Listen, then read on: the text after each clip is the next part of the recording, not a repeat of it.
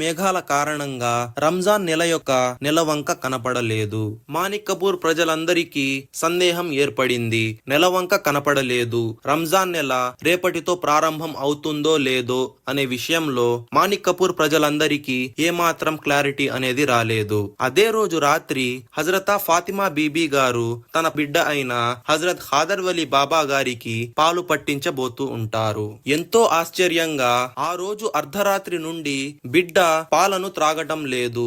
ఆమె పాలను త్రాగించాలని ఎంత ప్రయత్నించినా పసికందుగా ఉన్న హజరత్ ఖాదర్ వలి బాబా గారు ఏ మాత్రం పాలను త్రాగటం లేదు. కొత్తగా ఈ వింత ప్రవర్తనను చూసిన హజరతా ఫాతిమా బీబీ గారికి ఏమీ అర్థం కాలేదు. ఆ తరువాత కొద్దిసేపటికి ఆమె అర్థం చేసుకుంటారు. ఈ రోజు సాయంత్రం మేఘాల కారణంగా రంజాన్ నెల యొక్క నెలవంక అయితే కనపడలేదు. కానీ వాస్తవానికి రంజాన్ నెల యొక్క ఉపవాసాలు ఈ రోజు నుండే ప్రారంభమయ్యాయి.